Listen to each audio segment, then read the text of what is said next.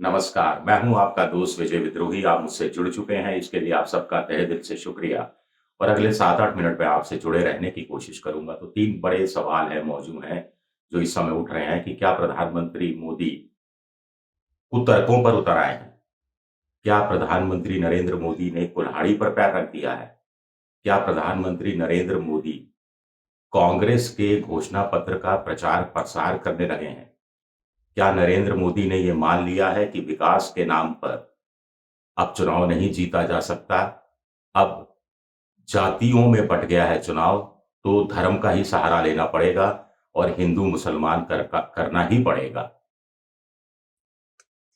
आप जानते हैं कि 2 दिन से चल रहा है देश में कि कांग्रेस ने घोषणा पत्र में संपत्ति के बँटवारे की बात कर दी है। 2 घर में होंगे तो 1 घर छीन लिया जाएगा, 2 गाड़ी होगी तो 1 गाड़ी छीन ली जाएगी, सोना होगा तो छीनकर मंगलसूत्र छीनकर महिलाओं के गले से उतारकर मुसलमानों को के बीच में बाँट दिया जाएगा। तमाम चीज़ें आप क्या हँसी आती है ये सुनकर। इसको वाहियात शब्द भी छोटा पड़ता है इसके आगे। इस तरह की बातें कही जा रही हैं और उस कांग्रेस के घोषणा पत्र का हवाला देकर जिसको 100 बार मैं पढ़ चुका, उसमें रीडिस्ट्रीब्यूशन नाम की बात नहीं है, उसमें सिर्फ आर्थिक विषमता कैसे दूर की जाएगी, उसका एक सॉल्यूशन कैसे निकाला जाएगा, उस तरफ इशारा भर किया गया है। प्रधानमंत्री आज फिर राजस्थान में थे, टोंक सवाई माधोपुर में। गरीब इलाका है, पिछड़ा इलाका है, उद्योग धंधे नहीं हैं। बीसलपुर बांध है, लेकिन उसके बावजूद पानी की कमी रहती है और वहाँ के लोग ये सुनने आए होंगे कि किसानों के लिए कुछ होगा, गरीबों के लिए कुछ होगा, महिलाओं के लिए कुछ होगा। लेकिन वहाँ क्या था? हनुमान जयंती थी तो गदा थी हाथ में। और कर्नाटक का कोई उदाहरण दिया जा रहा था कि कैसे कर्नाटक में एक शख्स अपनी दुकान पर बैठकर हनुमान चालीसा पढ़ रहा था, तो उसको लहूलुहान कर दिया गया और उसको कर्नाटक की सरकार में इस तरह मारा-पीटा गया और कांग्रेस बजरंग बली तक का नाम नहीं लोगों को लेने दे रही। तेजस्वी सूर्या ने जबकि ये घटना का ट्वीट किया था और हुआ ये था कि एक शख्स घर में दुकान पे हनुमान चालीसा पढ़ रहा था और उसका कुछ लोगों से कुछ कर्ज को लेकर या पैसे को लेकर या कोई दूसरा विवाद था संपत्ति का, उस चक्कर में उसकी पिटाई हुई थी। हाँ, पीटने वाले मुसलमान थे और पिटने वाला हिंदू था। कुछ लोगों ने ये भी कहा कि उस समय अजान मस्जिद की चल रही थी, तो ऐसे में मुसलमानों को गुस्सा आ गया कि जब अजान है जिसमें प्रधानमंत्री भी भाषण अपना रोक देते हैं, तो ऐसे में कोई शख्स हनुमान चालीसा क्यों पढ़े, थोड़ी देर रुक जाए, 2, 4, 3 मिनट के लिए।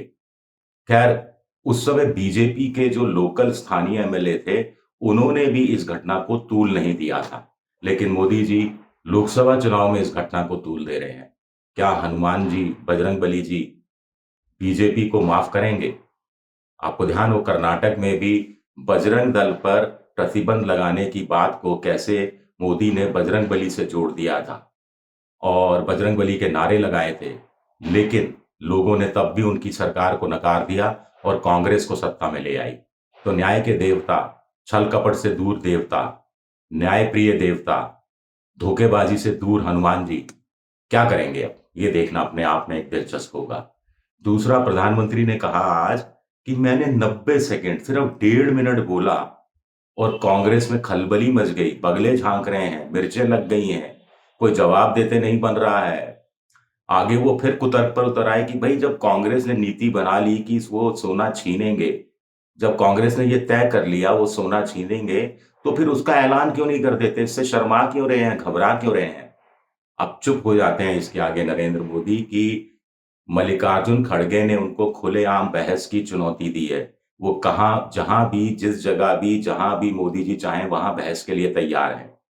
घोषणा पत्र उनके हाथ में है, वो मोदी जी से समय माँग रहे हैं, मिलना चाहते हैं और मोदी जी को बताना चाहते हैं या मोदी जी के सामने घोषणा पत्र रख कर कहना चाहते हैं कि मोदी जी आप बता दीजिए इसमें कौन-सी लाइन है जो कहती है, कहाँ किस पन्ने पर कहाँ छपा है कि कांग्रेस आएगी तो महिलाओं के मंगलसूत्र छीनकर मुसलमानों के बीच बाँट देगी। कहाँ छपा है कि कांग्रेस आएगी तो जिनके 2 घर हो गए, 1 घर मुसलमानों को दे दिया जाएगा। मुसलमान भी हिंदुस्तान वाले नहीं, घुसपैठिए हैं सब के सब। यानी मूल रूप से हर कोई घुसपैठिया है, ये और बात है। और प्रधानमंत्री को सीधा-सीधा कहना चाहिए कि मल्लिकार्जुन खड़गे की चुनौती उन्हें मंज़ूर है या नहीं? अगर नहीं मंज़ूर है, तो वो ठोस तर्क सामने रखें, वो घोषणा पत्र हाथ में लें और उसका वो हिस्सा पढ़कर जनता के बीच में वर्बेटिम बताएँ कि कहाँ लिखा है, क्योंकि कांग्रेस तो कह रही है नहीं लिखा है। मैंने घोषणा पत्र पढ़ा, मेरे को कहीं नज़र नहीं आया। उसमें आर्थिक विषमता की बात की गई है, रीडिस्ट्रीब्यूशन नाम का कोई शब्द नहीं है, उसमें वो भी संसाधनों की बात है। कोई आपकी मेरी व्यक्तिगत संपत्ति की बात नहीं है।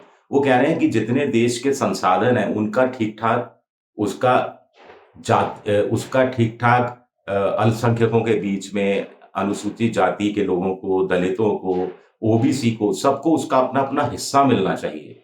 और वो आबादी के हिसाब से भी हिस्सा मिलने की बात कह रहे हैं। वो कह रहे हैं कि 1991 के आर्थिक रिफॉर्म्स के बाद कांग्रेस कह रही है, जो वेल्थ इकट्ठी हुई, जो देश आगे बढ़ा, जो लोगों की जेब में पैसा आया, उसमें कुछ लोग अमीर पर अमीर होते चले गए, कुछ लोग गरीब ही रह गए या गरीब से भी गरीब होते चले गए।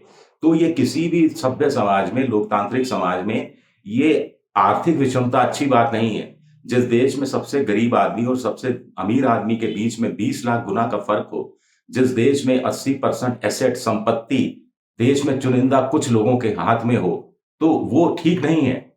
उससे अनरेस्ट ही पैदा होता है।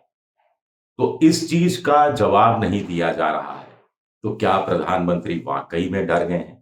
क्या प्रधानमंत्री को वाक़ई में लगने लगा है कि कांग्रेस का घोषणा पत्र जो गरीब महिलाओं को 1 लाख रुपया हर साल देने की बात कर रहा है, वो महिलाओं ने पढ़ लिया, तो फिर वो कांग्रेस को वोट देंगी, बीजेपी को वोट नहीं देंगी। आंगनबाड़ी कार्यकर्ता, आशा वर्कर और इसके साथ-साथ जो मिड डे मील के महिलाएँ बनाती हैं खाना, उनका मानदेय दुगना करने की बात है। क्या ये गलत बात है? युवाओं के लिए पहली नौकरी पक्की का नारा दिया गया है। अप्रेंटिस एक्ट को मजबूत करने की बात की गई है। प्राइवेट क्षेत्र में भी लड़के, बेरोज़गार लड़के अप्रेंटिसशिप कर पाएँगे और वहाँ उनकी नौकरी की, रोज़गार की संभावना बढ़ेगी।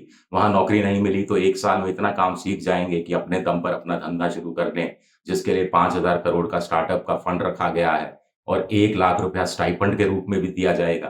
क्या ये गलत बात है? इसका जवाब क्या क्यों नहीं देते? बीजेपी तो बड़ी अमीर पार्टी है। मोदी जी तो 16 लाख करोड़ रुपया कॉर्पोरेट जगत का माफ़ कर चुके हैं या उनको मुनाफ़ा दिला चुके हैं कॉर्पोरेट टैक्स में कमी करके। 10-12 लाख करोड़ बैंक का जो डूबत खाता का पैसा था, वो डुबा चुके हैं पूरी तरह से। तो ऐसे में गरीब आदमी के हाथ में एक पतासा कांग्रेस ने रखा, तो मोदी जी पढ़कर कहें कि इन्होंने एक हाथ में पतासा रखा है, मैं दूसरे हाथ में भी पतासा रखूँगा। मेरे देश का गरीब दोनों हाथ में पतासे लेकर जिएगा और शान से जिएगा। लेकिन कहा क्या जा रहा है? अफ़सोस की बात है। शुक्रिया ये मेरा वीडियो देखने के लिए। पसंद आए तो लाइक कीजिए, सब्सक्राइब कीजिए, शेयर कीजिए और बेल आइकन घंटी जैसी आकृति दबा दीजिए ताकि नया वीडियो आए तो तत्काल आपको जानकारी मिल जाए। आप मेंबरशिप ड्राइव में जा सकते हैं, मेरी आर्थिक मदद की भी कोशिश कर सकते हैं। और एक्स यानी ट्विटर पर मैं विद्रोही 7 के नाम से हूँ। फ़ेसबुक पर मेरा अकाउंट है, पेज है विजय विद्रोही पेज, जहाँ आप मुझे फ़ॉलो कर सकते हैं। शुक्रिया, बहुत-बहुत शुक्रिया।